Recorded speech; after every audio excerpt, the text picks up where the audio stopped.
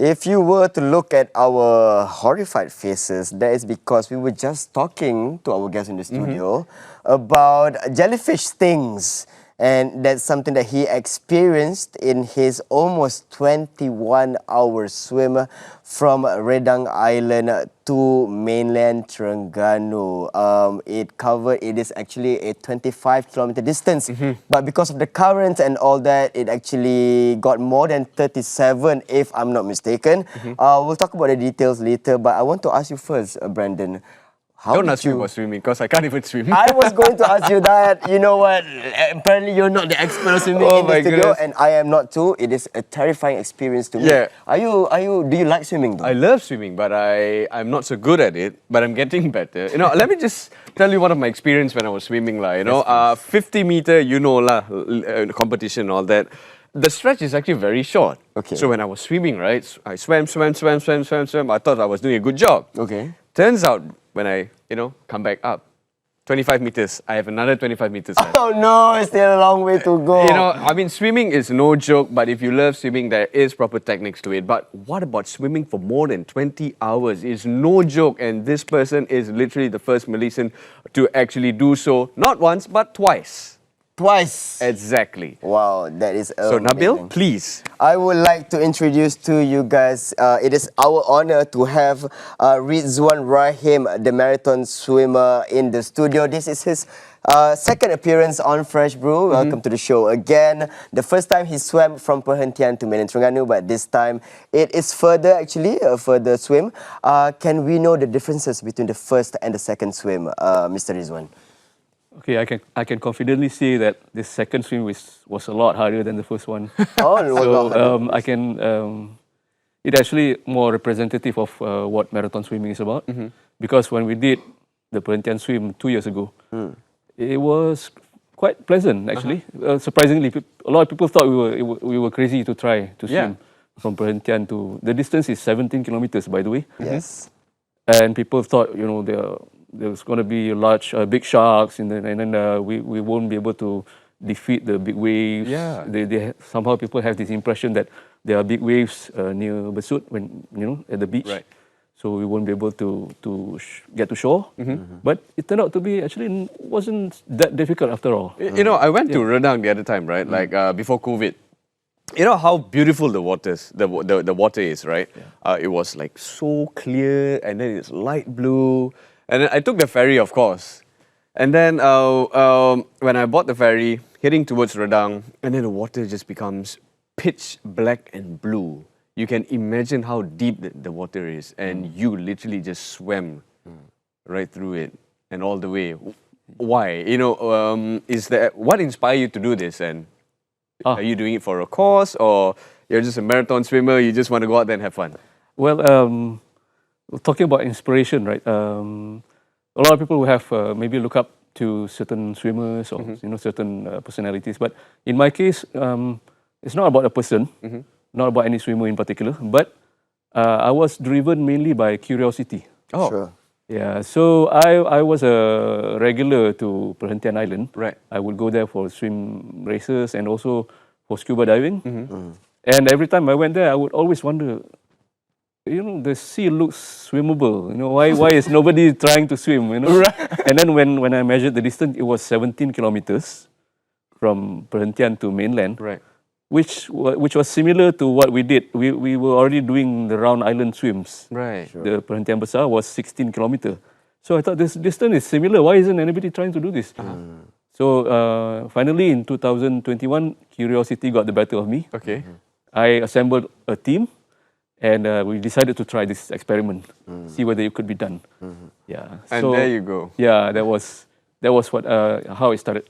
And after we finished that swim from Perhentian to mainland, and then I checked the map again, the other islands in Terengganu. It turned out that actually the distance is perfect for marathon swims. So then it became a bigger project.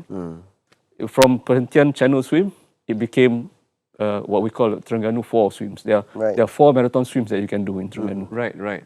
And we have done 2 of these already.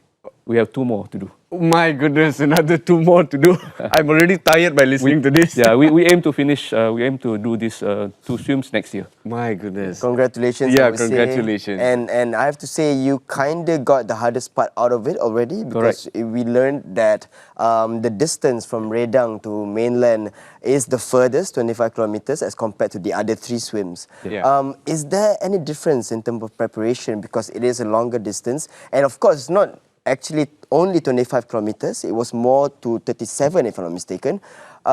What are the differences in terms of preparation between this swim and the perhentian swim? Okay, actually, I take it back. You mentioned that Yes, it might be the hardest part, but we don't know yet, because the next swim will be from Perhentian to Redang, which is 19 kilometers. Shorter distance. The straight line distance.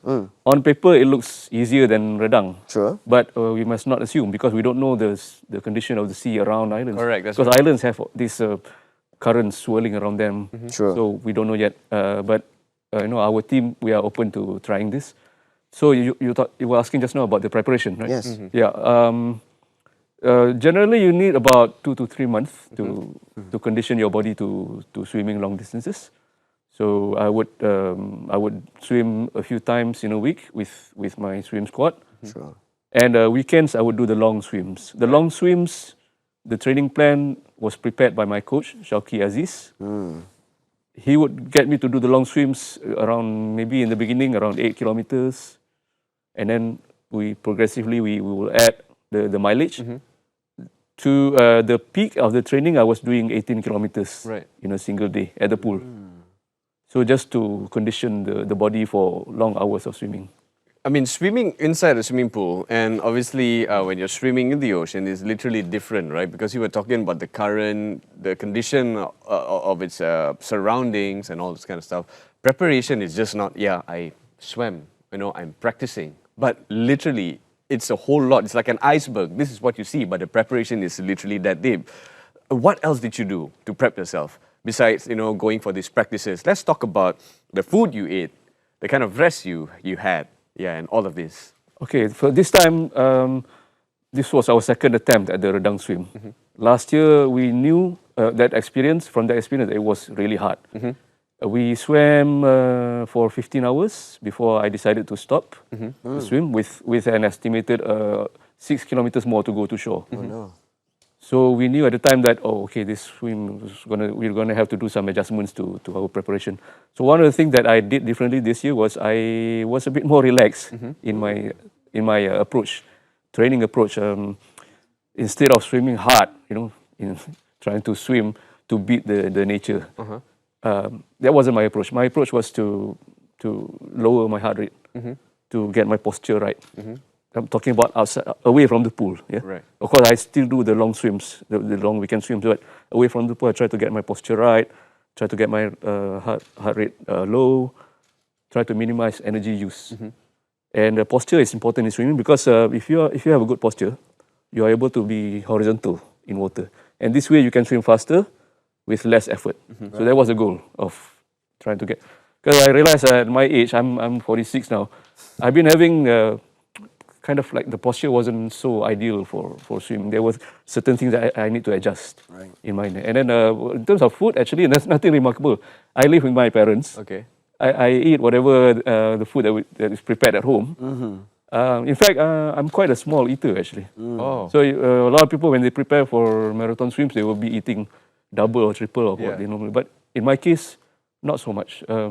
Just maybe a bit more. I don't go for second helpings or third helpings. Just normal. But again, the goal was to keep energy use to the minimum. So you remember the food that you had before you started swimming? Yeah. We went to the kampung in Redang, and we had an early dinner because we start the swim at 9 p.m. Okay. So we had an early dinner at the kampung. Just I think nasi goreng. Oh my God. Sure.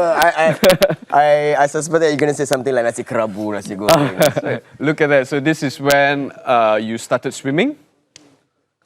You going inside, and of course. Can you tell us the temperature of the sea at that moment? Yeah, were you not scared? It was literally Surprisingly, our sea is not cold at all. Even at that hour. Really?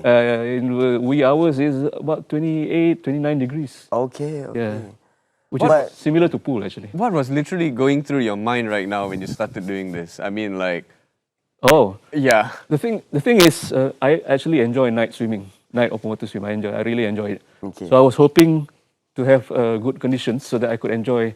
But this time, it wasn't so. It was very harsh conditions, so I wasn't able to really enjoy the night swim this time. You know, what's funny is that you cannot travel at night from Perhentian or Redang back to the mainland because apparently that the ocean, you don't know what to expect, right? But you literally, single-handedly, you swam by yourself all the way.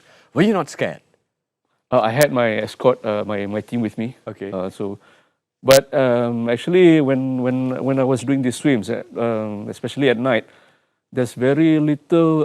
What I like about night swimming is there's very little visual stimulation compared to daytime. Right. Yeah. Because you see less. Yes, you see less.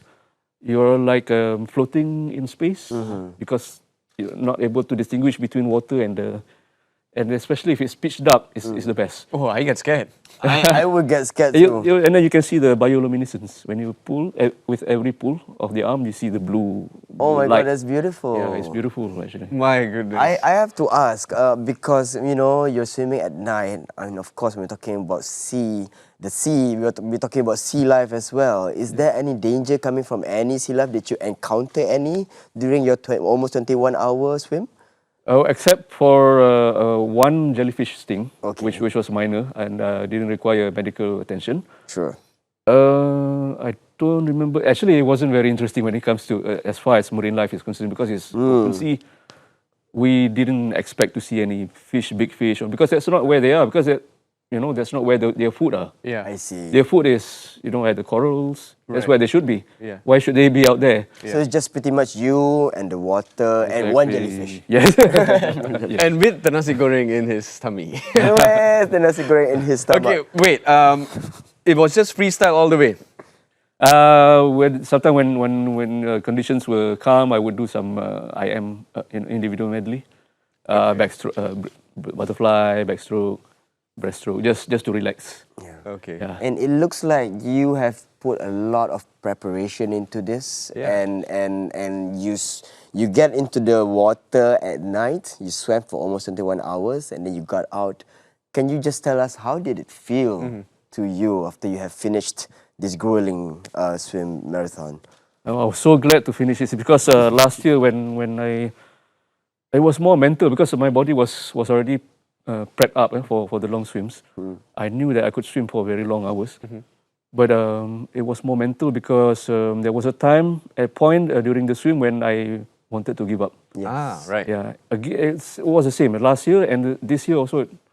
It was around the same point where I started to have doubts. Sure. Even though actually my body was still okay, my breathing was still okay, my heart rate was still okay, and so this time I wanted to quit again, but I wasn't able to come up with a good excuse to give to my team. Like what do I tell them? Because Guys, I'm giving up. yeah, because we have a medic on the boat. Right. So if I give up and get on the boat and he do a quick medical checkup on me and discover that you are still okay, what are you talking about? So I won't be able to defend myself. So you you kept going on because you did not want to disappoint your team. Yes. That was actually the reason why. So I told them, yeah, I would I would keep going even though it means we reach at night. Yeah. So it's fine. And then they cheered for me. Of course, this is a remarkable achievement, but it's also nice to know that you actually need an actual team, multiple members of people to help you, for you to actually get through it. Because at the end of the day, when it's just you and the water, it's them who is actually giving you an external support. True. Yeah. Talk to us about this. We have people out there now. We can take, if there's a message that we can actually take away from this, is that the spirit of not giving up in actually whatever that we do, right? Yes. So to those out there who are probably going through many obstacles in their own life, what would you actually tell them? Okay, it applies to life as well, right? The thing is about this kind of swim, you have to know your limits. of course, you do all the preparations, but I knew my limit and I knew my ability. It was not reckless. And the main thing about this, why we do this swim, why my team and I do this swim, is because we want to promote this water trading skill or deep water confidence. So what do I mean by deep water confidence is, if I put you in the middle of a deep water, will you be able to stay afloat at least long enough until help arrives? For me, no. So that is, but the thing is, okay, even if you don't already have the skill, there is something you can do about this. Right. Because there's a course at the Pusat Aquatik Darul Ehsan called Swim and Survive Malaysia. It's conducted by this group called Project Life Aquatic. So it's a 4-hour course. That's where they teach you how to overcome your fear for deep water. So they get you to, at the end of the course, they get you to try to stay afloat in a 5-meter deep pool. Yeah. So and it's not, the thing is, it's not for this course is not designed for athletes. You don't have to be an athlete to attend this course. It's actually designed for non-swimmers, Right. Older people. Generally, it's for everybody. In fact, even athletes also might have. Some athletes might also have a problem with this. They can swim fast, but they are not able to, if an emergency occurs. For example, if they have cramps in their leg, are they able to stop and resolve? And correct. So it's a grossly underrated skill, actually, water trading. So this is why we are doing this, to promote deep water confidence, especially among people who do triathlon, open water swims, and scuba diving. All right, and it's good to know you are definitely confident in deep waters, and we applaud you for your achievement. Yeah. It is amazing, and we Respect. wish you the very best for your remaining 2 swims. All of us from Fresh Brew. All the best. Make sure Mr. once you RIDZWAN. completed that, you come back here. Thank okay? you. Yeah, and then tell us the story. Jellyfish sting, more than 25 kilometers, almost 21 hours. That is the story of the swim from Redang to mainland from Mr. RIDZWAN. Rahim, thank you so much for joining us. I hope you guys had fun. Making informed decisions seems to be a running theme in our episode today. Yes, Brandon? correct. So remember to stay away from phony links and don't share too much information on social media, and literally you're good to go.